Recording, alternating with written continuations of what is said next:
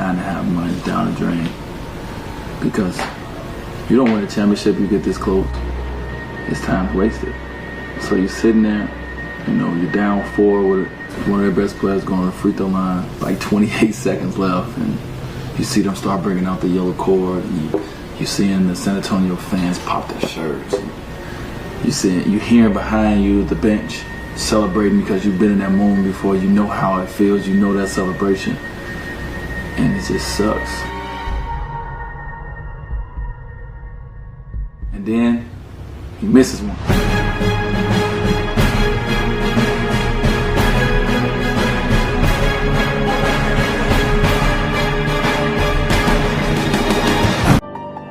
The journey for me, the journey is to this. The journey is to 3. The third ring was so important to me because 3 symbolizes to me a lot that I believe in. The Father, the Son, the Holy Spirit.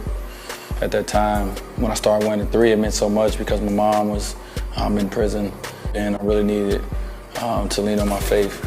And I picked number 3 for that reason. And it's just something that just followed me through life.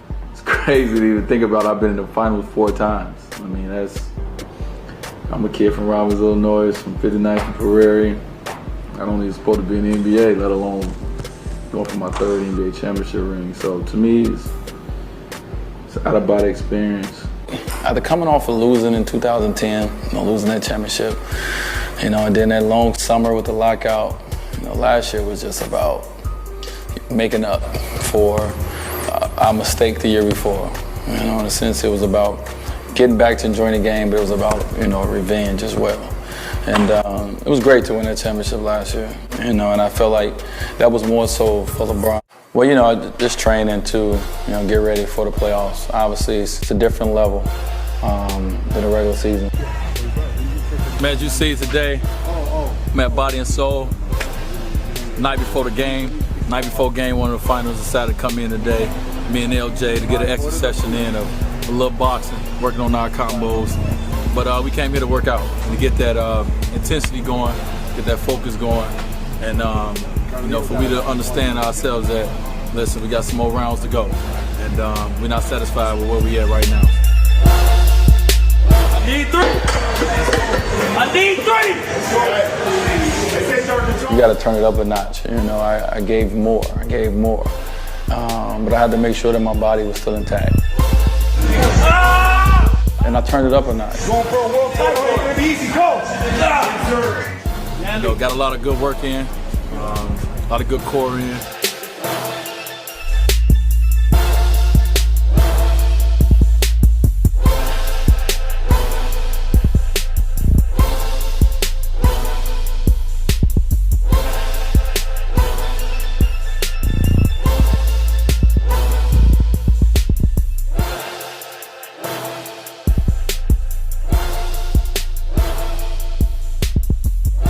The biggest thing is just mental focus on what we need to do, and that's win 4 more games, and it's going to be hard. So today we started it. Tonight we started that process, and tomorrow, the basketball begins. So great workout tonight. Road to a championship, man. It ain't easy. It ain't easy. It ain't easy. My chef was on me, making sure I eat the right things, make sure I had enough energy in the games. I had to make sure I stay hydrated a lot. I drink a lot of Gatorade. I had to make sure that I put back in, everything that I put out. As much as I had to rev up on the court, I had to rev up away from the game too, when it came to taking care of my body. I thought that this year had a lot of highs and lows. Individually, for me, when it comes to health, coming off of surgery, going through the bone bruises, going through the knees problems in the playoffs. Here's a guy that's actually literally in a lot of pain. There's a difference between being hurt and being injured. This guy was injured for 2 seasons. When I first started the season, I was coming off a knee surgery, so I knew that I wasn't going to be at my full strength. We would go through exercises designed for him to help his muscles fire properly, to give his knee the stability that it needed. I knew it was going to take me to about January, February until I got to where I needed to be. He started having different problems with his left knee. January, February, I got where I needed to be, and I was balling. I was feeling healthy. I was, You know, I was the D-Wade that everybody came to, you know, to see on the basketball court. And then, you know, we hit this unbelievable streak where we just started winning 10 games, 20 games. His whole game, Mr. Flash, is quick, fast, and explosive. And all those variables put a lot of pressure and force on the knee joint. And I get injured during the streak. I get these bone bruises during the streak. Here's a guy with a small tear in his knee going through this field of battle, game after game, performing, listening to all the crazy things that some fans and commentators and people like that are saying about this guy, not knowing the behind-the-scenes true story of what he's going through. But I don't want to stop because, you know, I want to make history. And so I keep playing through it, and then I get hit some more, and I get hit some more to the point I get 3 bone bruises in one knee. And it kind of took a toll on my body, and it just never healed. So I had to deal with that all the way through the playoffs until Game 6 where I got hit in my surgery knee and it swole up. He felt himself starting to break down up to Game 6. That's when he gave me a call and asked me, yo, dude, I need you. And now I'm dealing with 2 bad knees, I guess, going into Game 7. We had to do what it would take to maintain that leg strength throughout that whole series. And boy, was that some work. But what's interesting is here's a guy going to practice, playing games, and putting in that extra work. I don't care if it was 10 o'clock at night. He would call me over, meet me over here in the gym, bruh. Come to the room, let's get this work in. So you know, he's just a little rusty because his knees right now. But he's about to win a championship, so don't give him no slack. You know, when he wins. Nagging injuries, and it's like I worked so hard, you know, to be healthy, and to have those minor things happen that became so big, you know, it was frustrating. Well, you know, your teammates get to see you and what you go through, you know, and I think, you know, when your teammates see you go through certain injuries and, you know, how much you're in the training room and how much you got to get, what you got to do to get prepared for a game, you know, they're appreciative of you giving your maximum effort. You know, and for what he did tonight in the fourth quarter, being forgotten by everyone except us, to come in with 2 Euro steps and get a tip dunk, and also get a key off his rebound and knock it off of Bulls to give us extra possession. That's what players do. So, but I go on and on about how great he is. I really don't care for the trash talk that he receives. I think they said about me. You know, a lot of people like, oh, he ain't got it no more. He ain't this, he ain't that. I know I will. Anybody who want to pick up a basketball and meet me at the gym, you can do that. But you know what I have to do for my team is different. It's a different game. It's a different Dywane, and it's not easy. Sometimes I want to yell and scream. Sometimes I want to shoot every shot. Sometimes I want to be selfish. But it's not who I am inside. I'm not a selfish individual.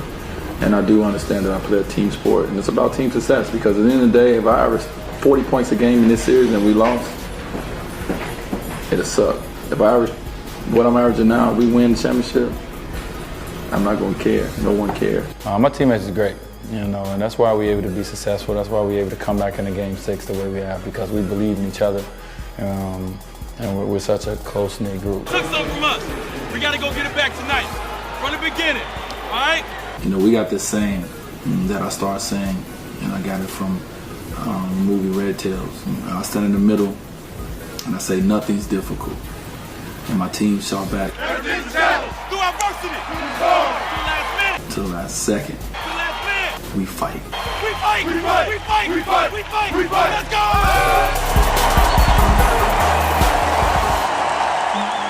How do I balance my family with the pressures of the NBA, with the pressures of the world, been in the finals? I have no idea. So what I think about Dr. J is he's a very passionate player. I love his dunk moves, you know. I just like his game. If he get average, with Dr. J average. Man, get on the camera, man. I don't know. You know, it's nothing to really show me how to do it. You just gotta do what you feel is right. And be selfish. Yeah. Tell about me selfish. We agree. Dude, yo, what are you doing? What are y'all doing? All right, come on, get a finish. Go ahead. My family understands the moment and the time, and they give me a certain amount of space, but they also need a certain amount of love. People was playing truth or dare. You was playing truth or dare. You was playing truth or dare. I got in it after. I bet you did get one. What was your dare? Yeah, exactly. That's all you want. You don't want to know the truth. You want to know the dare. No, it was to hug a lot of people, a lot of girls. I did. What? I did hug a lot of girls. I dare you to hug her. With the bathing suit on, like this. Oh, you wet, boy. I don't want them to get me too smushy either. I need to be focused. I need to be tough. You didn't answer my text. You didn't answer my text. Yeah, right. You took to over you. You sent me a picture of you and said swaggy. What am I to answer? It's a fine line. I think the family needs more credit than me, you know, with their sacrifice. You know, my kids' sacrifice is second to none. You know, when my lady's in town, she's not working, you know, her sacrifice is, you know, unbelievable. Anything else you guys want to know about? Those are just my questions that I had going into Game 7. Only way I'm able to make it work is because of the people I have around me, you know, is able to assist me.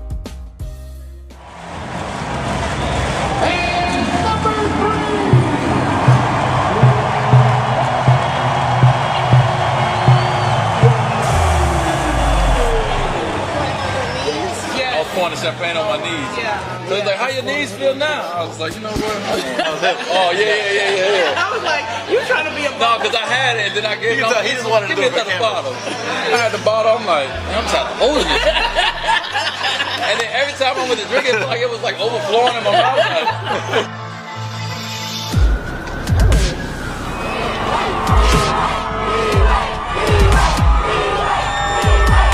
I'm on my third ride. I'm like a vet, seasoned vet right now, but it never gets old. I like this. I like doing this in the summer. I think we need to put this in on our summer schedule every year. That'll be good. I can't describe the feeling. You know, it's surreal from the standpoint of where I come from. You know, I'm like every young boy. I had a dream. I know it's so many kids that I'm playing for. You know, I know it's so many people that I'm playing for. I just was the one that was lucky enough to make it.